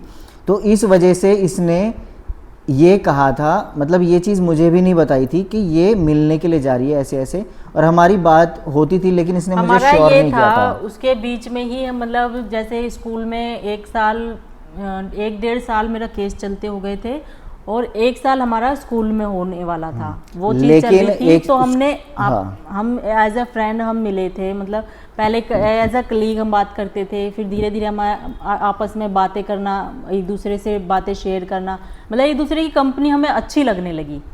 तो वो चीज़ थी। तो घर पे भी आके कई बार हम फ़ोन पे भी बात करते थे, क्योंकि सिर्फ ये होता था कि मैं अपनी बातें इनको बताती थी कि मेरे साथ ऐसा हुआ था। ये ऐसा होता है ना कि कोई हो हमारी बातें सुनने के लिए, और काफ़ी टाइम से कोई ऐसा था नहीं कि कोई मेरे से बातें करे, तो वही चीज़ था। ऐसे धीरे धीरे चल रही थी। अब इनको मुझसे अट्रैक्शन कब हुआ या कैसे हुआ, वो चीज़ तो खैर यही जाने कब, क्योंकि मेरे मन में दूर दूर तक भी नहीं आया था कि मेरे माइंड में मेरे फिर भी केस ही चलता था, वो परिवार ही चलता था, वही रहता था कि हाँ मुझे वहाँ पे जाना है।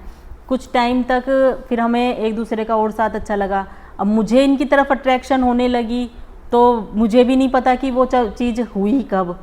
वो इसलिए ना कि जैसे मुझे वो चीज़ हुई तो मैंने आपसे वो चीज़ शेयर की कि मुझे पता नहीं क्यों आपकी तरफ थोड़ा खिंचाव महसूस हुआ, मैंने ऐसे आपसे बोला, तो ना चाहते हुए भी सामने वाले के दिमाग में वो चीज़ आ जाती है, अच्छा ऐसा क्या, तो वो उस बातों में फिर वो चीज़ ऐसे हुई। एक टाइम तो हमारा ऐसा आया था कि हमारी किसी चीज़ को लेके मतलब लड़ाई तक हो गई थी, और मैंने इनको ब्लॉक मार दिया था।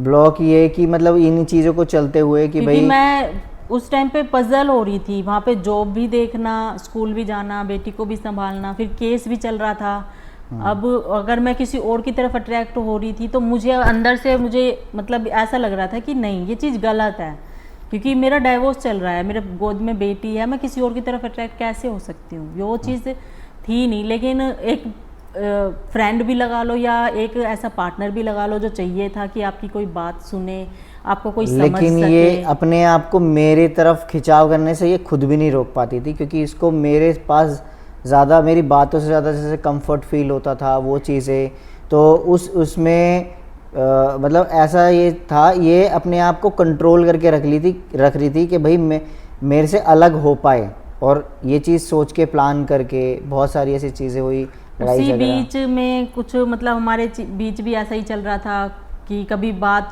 करनी है कभी नहीं करनी है, तो ये चीज़ हमारी चल रही थी जब तक घर में इतना पता नहीं था। हाँ, इनके बारे में मैंने घर पे बता दिया था ये बोल के कि मेरे फ्रेंड हैं, मेरे साथ स्कूल में काम करते हैं, और फिर कुछ टाइम बाद तो वो स्कूल की जॉब भी मतलब स्कूल शट डाउन हो गया था स्कूल, तो हम अलग अलग ही हो गए थे। मैंने फिर नोएडा में भी मैंने जॉब की थी, मैं वहाँ पर भी रह रही थी, तो और इस टाइम उसी मतलब केसेस का तो वही था कि केस चल ही रहा था, जब डेट होती थी जब मैं कोर्ट में चली जाती थी, तो इनके साथ फिर मेरे को एक एज अ फ्रेंड भी लगा लो आप कि एक साथ मिल गया था कि जिनके साथ मुझे कहीं आना जाना मैं अपने आप को एक सेफ फील कर सकूं। उससे पहले कई बार ऐसा भी हुआ था कि मैं जैसे एक दो मैंने एप्लीकेशन लगाई थी, तो वो पुलिस में भी वो वहाँ पर गई थी एप्लीकेशन उसको बुलाने के लिए, बात करने के लिए। बाद ये बहुत बाद की बात है, जब केस चलते हुए बहुत टाइम हो गया था, तो मतलब कोर्ट के थ्रू वहाँ पर वो चीज़ें गई थी कि इनको बुला के मतलब बात करो आप, दोनों पार्टियों को बुला के, ये चीज़ थी। तो हर कोई होता है एक लड़की का फ़ायदा उठाने वाला, तो उस चीज़ में भी ये रहता था कि कहीं आने जाने के लिए मुझे इनके साथ मतलब सेफ फील होता था कि मैं कहीं आ जा सकती हूँ। वैसे तो मोस्टली कई बार कहीं पर ऐसी जगह जाना होता था तो मेरा भाई मेरे साथ ही जाता था, लेकिन कई बार भाई नहीं है तो मैं इनके साथ ही आना जाना करती थी। तो जब हम किसी के साथ बहुत टाइम स्पेंड कर लेते हैं ना, बातें भी हम, और हमें लगता है कि वो जैसा हमें पर्सन चाहिए सामने वाला वैसा है, तो हम ऑटोमेटिक ही उसकी तरफ खींचते चले जाते हैं। तो यही चीज़ चल रही थी। तो एक मन में ये भी था कि मैं क्या कर रही हूँ, मेरा तो केस चल रहा है, मेरी तो शादी हो चुकी है, अभी डाइवोर्स थोड़ी हुआ है, मैं अलग थोड़ी हुई हूँ, और एक तरफ इनकी तरफ भी खिंचाव था। तो इसी चीज़ को लेके थोड़ा सा चल रहा था। फिर कुछ टाइम बाद इन्होंने मेरे को प्रपोज भी किया था।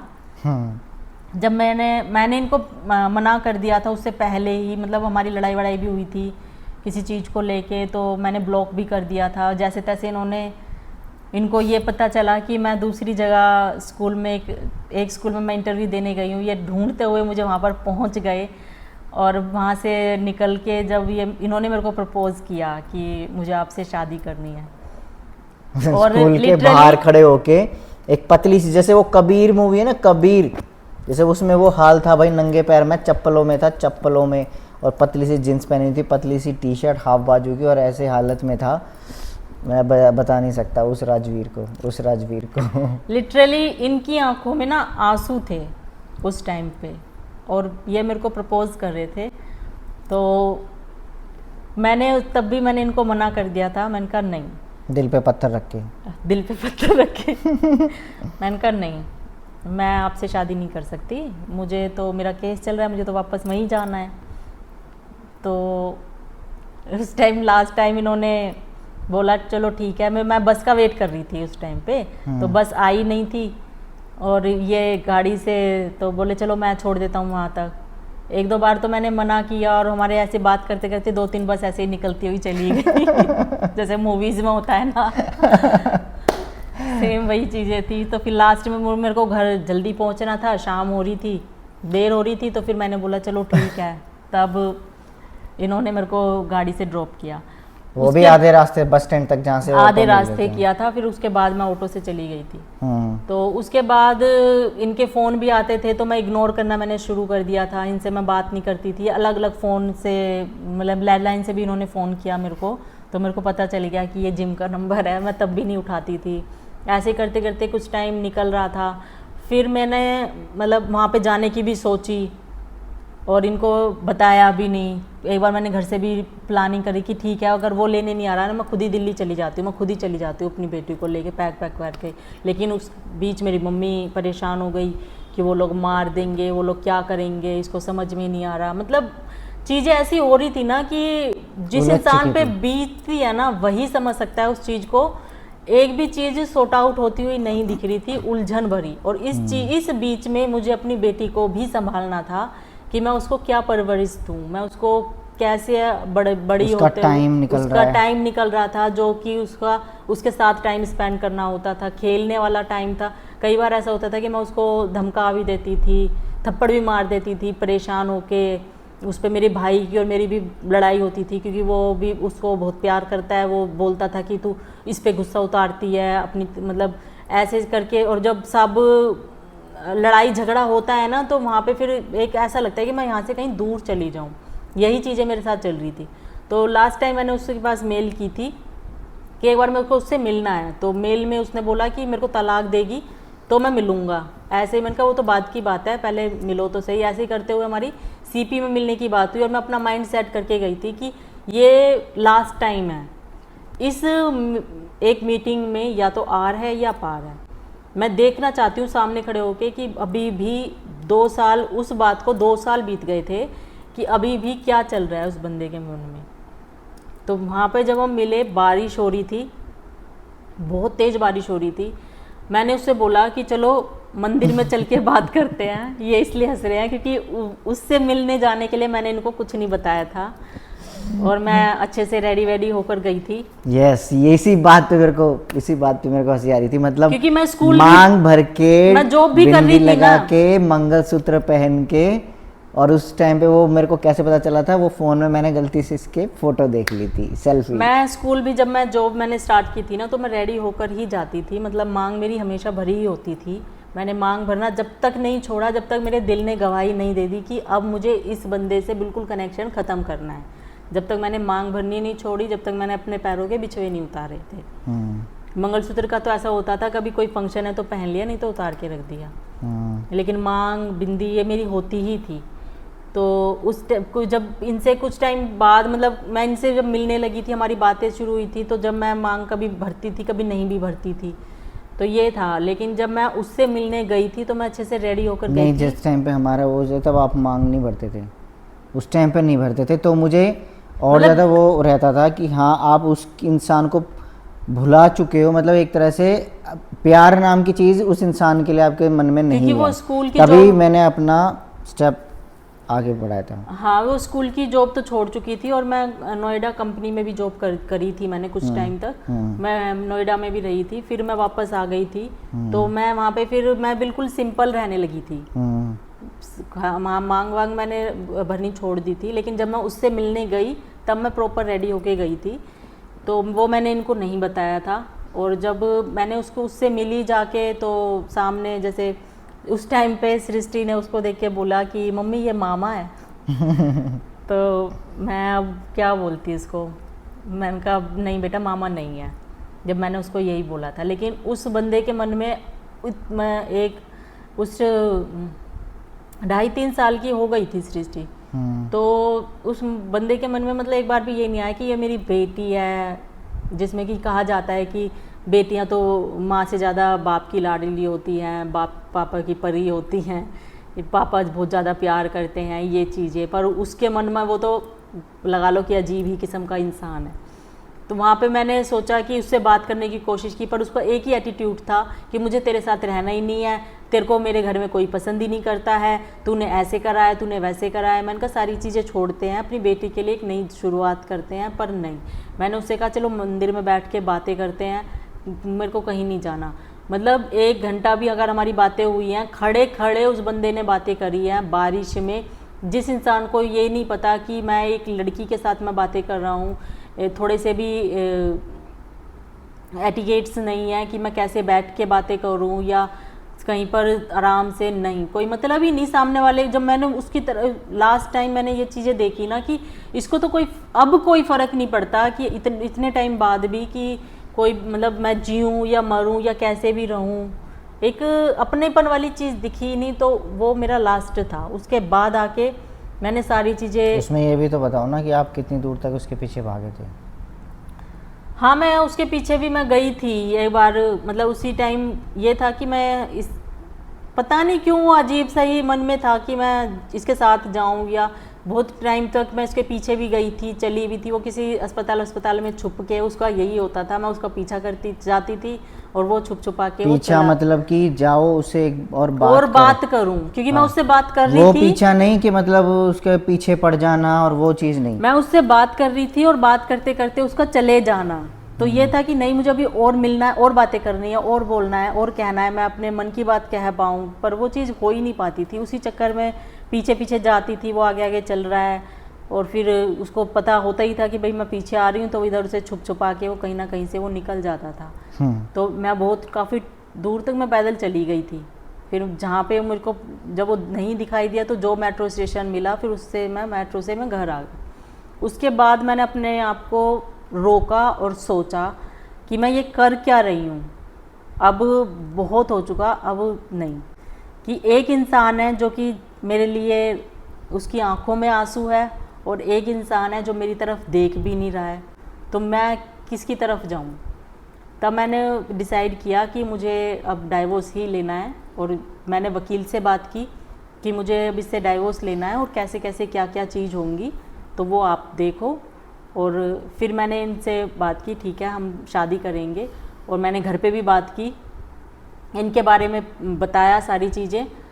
तो पापा का बस यही कहना था कि देख ले अब जैसा भी है, क्योंकि पहले एक बार तेरे साथ ऐसा हो चुका है, आगे तेरे साथ जो कुछ भी होगा इसकी जिम्मेदार तू होगी। तो मैंने यही कहा था, मैंने कहा कोई बात नहीं, मैं जिम्मेदार होंगी ना, मुझे पता है वो इंसान कैसा है, पहला आपने चुना था, अब मैं चुन रही हूँ, तो मेरे ऊपर इतना तो विश्वास रखो कि मैं कोई गलत तो चुनूंगी नहीं। क्योंकि इन हमें मिले हुए इन चीज़ों में ऑलमोस्ट, अगर हम स्कूल से भी लगाएं तो 3 साल हमें हो चुके थे। राइट, 3 साल हमें हो चुके थे। 1 साल ऐसे कलीग आपने मुझे जाना, फिर उसके जब 1 साल वो पूरा एंड हो गया, दूसरा साल स्टार्ट हो गया था ना, तब हमारी थोड़ी बातचीत दोस्ती के तौर पे शुरू होने लगी। यस। तो फिर जैसे ही वकील ने चीज़ें प्रोसेस की, वहाँ पे दूसरी वकील से, उसके वकील से बात करके कि भाई इनको केस ख़त्म करना है, कैसे करना है, तो वहाँ वो चीज़ वहाँ पे स्टार्ट हो गई थी। डेट 2 डेट मिली थी जिसमें साइन करने थे और सारी चीज़ें हुई थी, और ये मेरे साथ जाते थे तब। और बकायदा जब फाइनल डिसीजन हो गया था, तब मैं भी कोर्ट में गया था 2-3 बार। मैंने भी पर्सनली उस इंसान को आमने सामने से देखा था। मतलब एक अलग ही एक्सपीरियंस होता है ना, कि मतलब उसमें भी बाद में मेरे को ये सुनने में मिला था कि वहाँ पर आप आस पड़ोस में या उन्होंने ये बातें फैलाई कि वो तो पता नहीं किस किस लड़के के साथ घूमती है। उसका तो मतलब कैरेक्टर ही ऐसा था, तभी तो वो यहाँ से गई है। ये चीज़ें उन्होंने जो वहाँ पर मेरे लिए बातें फैला रखी है, वो यही है कि वो लड़की ही ऐसी थी जो कि घर से भाग गई है, और वो तो थी कैरेक्टरलेस। अब जो दूसरी शादी करी उसको छोड़ दिया, तो वो भी कैरेक्टरलेस कर दिया, उसको भी तो कैरेक्टरलेस कर दिया सारी उसके इनके लिए घर में। अब वहाँ पे सब लोगों को अब पता चला है, ये नहीं कि हम मैं उसका पीछा कर रही हूँ, मैं उसकी शक्ल तक भी नहीं देखती और ना ही मुझे पता है, लेकिन वो कहते हैं ना कि जब आप के कनेक्शन अच्छे होते हैं, किसी से व्यवहार अच्छा होता है, तो कनेक्शन आपके कभी नहीं टूटते। तो पर ये भी है ना, भगवान के आगे देर है अंधेर नहीं है, कभी ना कभी तो सच सामने आता ही है, चाहे लोगों को कितनी भी आप बातें बनाकर बनावटी बातें आप बोल दो। जो सुनने में बातें आई है वो यही आई है कि वहाँ पर भी जब उसने उस लड़की के साथ ऐसा किया, मेरा ये था कि मेरे पास जब डाइवोर्स पेपर आ गए तो मैं लेके उसके दरवाजे पर नहीं खड़ी हुई जाकर, वो लड़की आ गई उसके दरवाजे पर, लेकिन उसको पेपर नहीं मिले थे। वो अपना सिंपल अपने उसके पास वापस आई थी घर पे, उसको भी ऐसे ही प्लानिंग से भेजा गया था, राखी रक्षाबंधन पे या कैसे भी उसको भेजा गया था। वो अपने भाई के साथ वापस आई, उसको उसके घर पे आके वहाँ पर आकर उसकी माँ ने दरवाज़ा नहीं खोला, उसके माँ बाप बाहर बैठे हुए थे, उसको देख के अंदर चले गए और दरवाज़ा नहीं खोला।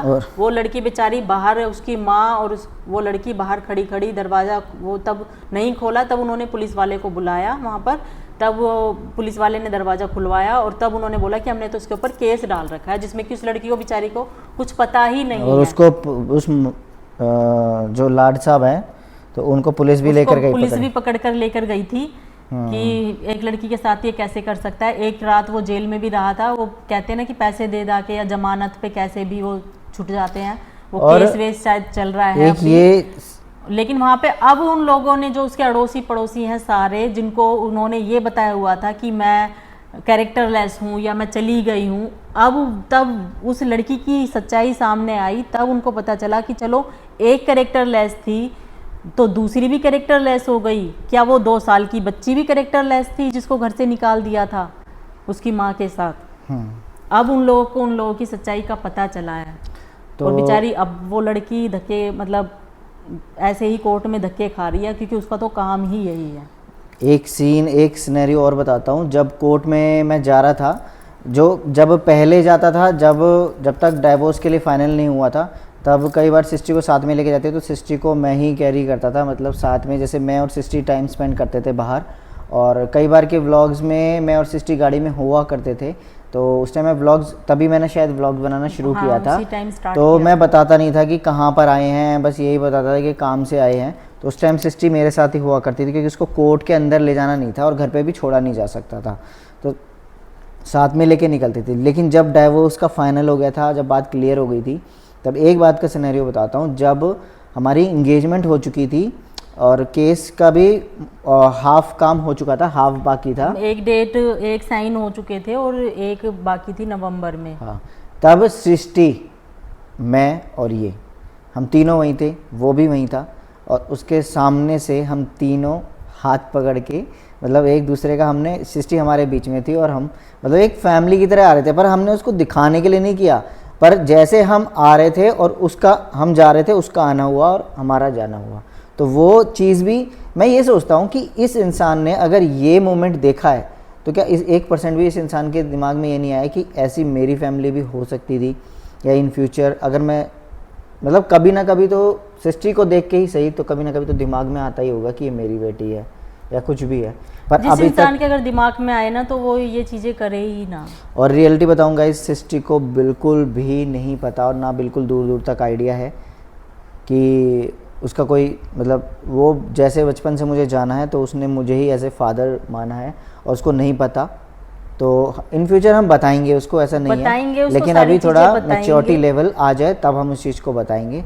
तो अभी तक हमने सिर्फ उसको इतना तक उसको पता है कि पापा का ट्रांजिशन हुआ है, ये चीजें हमने उसको बता दी हैं। हाँ। लेकिन इसके बारे में डिटेल में नहीं बता दी है। जैसे उसकी एज बढ़ेगी, जितना वो समझ पाएगी, हम उस हिसाब से उसको लेके जाएंगे। ये नहीं कि लोगों को लगे कि भाई एक बच्ची की ज़िंदगी बर्बाद कर दी, या फिर वो आगे चल के लोग उसको कुछ बोलेंगे, लोग उसको कुछ बोलेंगे। हम उसकी परवरिश ही ऐसे कर रहे हैं कि उसको किसी को जवाब देने की ज़रूरत ना पड़े, कि और वो सफाई ना दे, वो मुंह तोड़ जवाब दे पाए। ट्रांजिशन की बात भी बताऊँ तो, जैसे वीडियोस वगैरह वो कहीं पे भी फ़ोन चलाती, दादी का फ़ोन चलाती, तो ऑब्वियस है, तो वो मेरी वीडियोस वगैरह मैं सोशल मीडिया पे सब कुछ शेयर करता हूँ। तो वीडियोस वगैरह देखी उसने, तब उसको ये चीज़ें उसने पूछी क्वेश्चन में, तो मैंने उसको बता दिया। ऐसा नहीं कि हमने उसे छुपाया, लेकिन आगे कल को जो ये वाली बात है, तो कभी एक मैच्योरिटी लेवल तब आ जाएगा, तब हम उसको डेफिनेटली चीज़ शेयर करेंगे।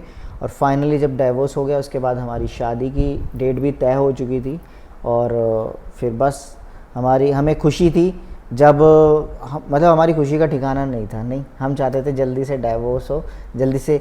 अगर डाइवोर्स पहले हो गया होता तो फटाफट से हमारी इंगेजमेंट, शादी हम एक बार में कर लेते, लेकिन वो किसी चीज़ की वजह से 1 महीना और डिले हो गया था डाइवोर्स होना, साइन वाइन होना, तो इस वजह से और डिले पे डिले हो रहा था। और हमारी एक्साइटमेंट बढ़ रही थी कि जल्दी से शादी हो, क्योंकि जब इन्होंने फाइनल डिसाइड कर लिया, जब सृष्टि एक तो बड़ी भी हो रही थी, और जब मुझे चीज़ें ख़त्म ही करनी थी, तो फिर मैंने कहा इस चीज़ में फिर देर ही क्यों। और सृष्टि भी मेरे साथ रह रही थी शादी से पहले से ही इन्हीं के साथ रहती थी, साथ में स्कूल, साथ में जाना, और यही उसकी देखभाल कर रहे थे।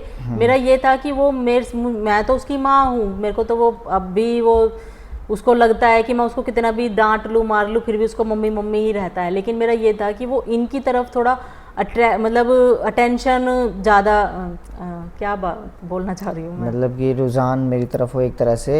हाँ, मतलब कि इनकी तरफ ज़्यादा ध्यान दे पाए, ये आपस में एक दूसरे को अच्छे से समझ पाए, कि इनको भी समझ में आ जाए कि भाई एक बच्चे की परवरिश, एक तो ये होता है कि बच्चा जब पैदा होता है तब बच्चे की परवरिश करना, और एक इतना बड़ा बच्चा मिलना, तो उस बच्चे अचानक ही बच्चे मिल इतना जाना बड़ा और- बच्चा मिल जाना और और तो मुझे ना सच बताऊं तो मुझे एक अच्छा फील होता है, एक प्राउड फील होता है कि मैं सृष्टि को मतलब एकदम से इतना बड़ा बच्चा संभालना मेरे लिए मुश्किल था, लेकिन स्टार्टिंग में मेरे लिए बैलेंस बिगड़ा था फाइनेंशियली चीज़ों को लेके कि मैं उसको पढ़ाना लिखाना और चीज़ें, क्योंकि आजकल जो टाइम है वो बहुत ही महंगा, लेकिन हम दोनों ने मिल के बखूबी उस चीज़ों को मैनेज किया।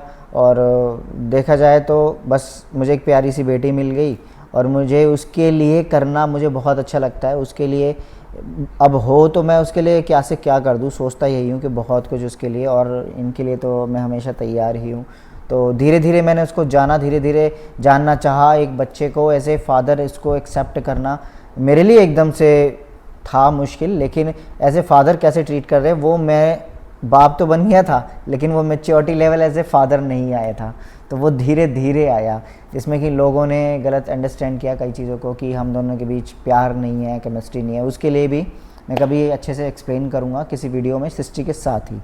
तो अभी हम फिर फाइनली हमारी शादी हो गई, जो कि आपको हमारी लव स्टोरी में दिखी गया होगा। तो फिलहाल अब इस वीडियो को हम एंड करते हैं। होप आप लोगों ने इस वीडियो को एंजॉय किया होगा। तो वीडियो को लाइक ज़रूर करना एंड प्यारे प्यारे हार्ट कर देना कमेंट में, हम समझ जाएंगे आपने वीडियो को एंड तक देखा है। और हमारी क्या इनकी लाइफ स्ट्रगल जो भी रहा, तो उसके लिए आप जो भी प्यारे भरे कमेंट करना चाहते हैं तो उसके लिए धन्यवाद। Thank you.